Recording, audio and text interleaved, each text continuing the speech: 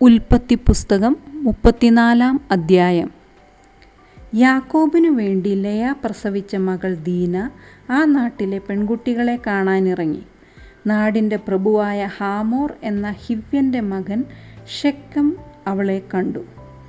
അവൻ അവളെ പിടികൂടി അവളോടൊത്ത് ശയിച്ച് പീഡിപ്പിച്ചു.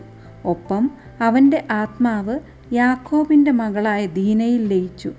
അവൻ ആ പെൺകുട്ടിയെ പ്രണയിച്ചു. അവൻ ആ പെൺകുട്ടിയോട് ഹൃദയപൂർവ്വം സംസാരിച്ചു. ഷെക്കം തൻ്റെ പിതാവായ ഹാമോറിനോട് ഇപ്രകാരം പറഞ്ഞു: ഈ തരുണിയെ എനിക്ക് ഭാര്യയാക്കി തരണം. തൻ്റെ മകളായ ദീനായെ അവൻ കളങ്കിതയാക്കി എന്ന് യാക്കോബ് കേട്ടു. അവൻ്റെ പുത്രന്മാർ അവൻ്റെ കാലിക്കൂട്ടത്തോടൊപ്പം വയലിലായിരുന്നു. അവർ വരുന്നതുവരെ യാക്കോബ് സംയമനം പാലിച്ചു. അപ്പോൾ ഷെക്കമിൻ്റെ പിതാവായ ഹാമോർ യാക്കോബിനോട് സംസാരിക്കാനായി അവൻ്റെ അടുത്തേക്ക് തിരിച്ചു. കേട്ട മാത്രയിൽ യാക്കോബിൻ്റെ പുത്രന്മാരും വയലിൽ നിന്ന് വന്നെത്തി. അവർ രോഷം കൊണ്ടു. യാക്കോബിൻ്റെ മകളുമൊത്ത് ശയിച്ചതുവഴി ഇസ്രായേലിൽ മ്ലേച്ഛകൃത്യം ചെയ്തുകൊണ്ട് അവൻ അവരെ അതീവം കുപിതരാക്കി. അപ്രകാരം ചെയ്യപ്പെടാൻ പാടില്ലായിരുന്നു. അപ്പോൾ ഹാമോർ അവരോട് ഇപ്രകാരം പറഞ്ഞു: ഷെക്കം എൻ്റെ മകനാണ്. അവൻ്റെ ആത്മാവ് നിങ്ങളുടെ പുത്രിയിൽ അനുരക്തമാണ്. അവളെ അവന് ഭാര്യയായി നൽകിയാലും ഞങ്ങളുമായി വിവാഹബന്ധത്തിലേർപ്പെടുവിൻ. നിങ്ങളുടെ പെൺമക്കളെ ഞങ്ങൾക്ക് തരുവിൻ. ഞങ്ങളുടെ പെൺമക്കളെ നിങ്ങൾക്കായും സ്വീകരിക്കുവിൻ. നിങ്ങൾ ഞങ്ങളുടെ കൂടെ പാർക്കുവിൻ. ഈ നാട് നിങ്ങളുടെ മുമ്പിലുണ്ടല്ലോ. അതിൽ വസിച്ച് അതിനെ പ്രയോജനപ്പെടുത്തി സമ്പാദ്യമുണ്ടാക്കുവിൻ. തുടർന്ന് അവളുടെ പിതാവിനോടും സഹോദരന്മാരോടുമായി ഷെക്കം പറഞ്ഞു: നിങ്ങളുടെ ദൃഷ്ടികളിൽ ഞാൻ പ്രീതി കണ്ടെത്തട്ടെ. നിങ്ങൾ എന്നോട് പറയുന്നത് ഞാൻ തരാം. സ്ത്രീധനവും സമ്മാനവും എൻ്റെ മേൽ അധികമായി വർദ്ധിപ്പിച്ചുകൊള്ളുവിൻ. നിങ്ങൾ എന്നോട് ആവശ്യപ്പെടുന്നതെന്തായാലും ഞാൻ തരുന്നതാണ്.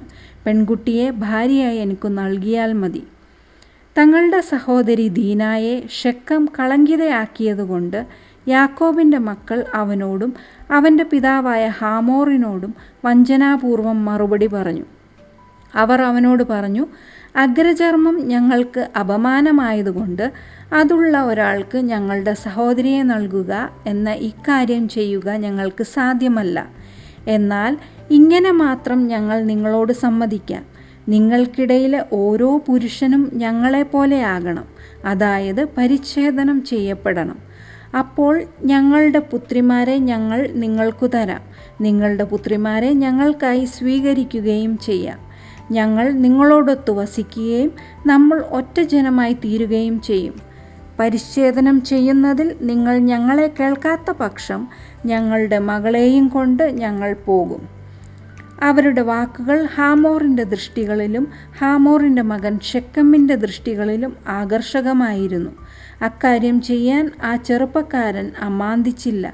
കാരണം യാക്കോബിൻ്റെ മകളിൽ അവൻ അനുരക്തനായിരുന്നു. തൻ്റെ പിതൃഭവനം മുഴുവനിലും അവൻ മതിക്കപ്പെട്ടവനായിരുന്നു. ഹാമോറും സ്വപുത്രൻ ഷെക്കമും തങ്ങളുടെ നഗരകവാടത്തിങ്കൽ ചെന്ന് തങ്ങളുടെ പട്ടണത്തിലെ ആളുകളോട് ഇപ്രകാരം പറഞ്ഞു: ഈ ആളുകൾ നമ്മോട് സൗഹാർദ്ദത്തിലാണ്. അവർ ഈ നാട്ടിൽ പാർത്ത് അത് പ്രയോജനപ്പെടുത്തട്ടെ. നോക്കൂ, നാട് അവരുടെ മുമ്പിൽ ഇരുമടങ്ങ് വിസ്തൃതമാണല്ലോ. അവരുടെ പുത്രിമാരെ നമുക്ക് ഭാര്യമാരായി നമ്മൾ സ്വീകരിക്കും. നമ്മുടെ പുത്രിമാരെ നമ്മൾ അവർക്ക് നൽകുകയും ചെയ്യും. എന്നാൽ ഇങ്ങനെ മാത്രമാണ് ആ ആളുകൾ നമ്മോടൊത്തു വസിക്കാനും ഒറ്റ ജനമായി തീരാനും സമ്മതിച്ചിട്ടുള്ളത്. അതായത് അവർ പരിച്ഛേദിതരായിരിക്കുന്ന പോലെ നമ്മുടെ ഓരോ പുരുഷനും പരിച്ഛേദിതനാകണം. അവരുടെ കാലിക്കൂട്ടവും അവരുടെ സമ്പാദ്യവും അവരുടെ മൃഗസമ്പത്തും മുഴുവനും നമ്മുടേതാവില്ലേ? ആകയാൽ നമുക്ക് അവരോട് സമ്മതിക്കാം. എങ്കിൽ അവർ നമ്മുടെ കൂടെ താമസിക്കും. അവൻ്റെ നഗരകവാടം കടന്ന എല്ലാവരും ഹാമോറിനെയും അവൻ്റെ മകൻ ഷെക്കമിനെയും അനുസരിച്ചു.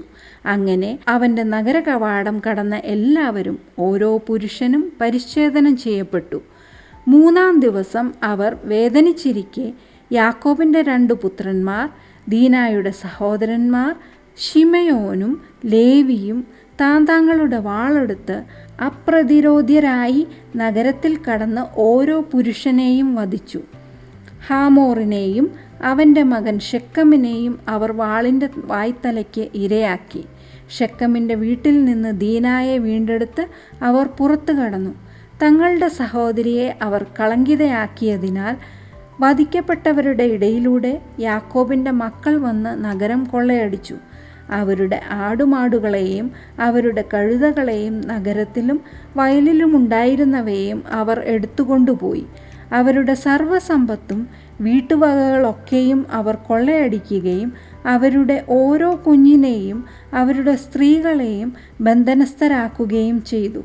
അപ്പോൾ യാക്കോബ് ശിമെയോനോടും ലേവിയോടും പറഞ്ഞു, തദ്ദേശവാസികൾക്കിടയിൽ, കാനാന്യർക്കിടയിലും പെരീസ്യർക്കിടയിലും എന്നെ അപഹാസ്യനാക്കും വിധം നിങ്ങൾ എന്നെ കുഴപ്പത്തിലാക്കിയിരിക്കുന്നു.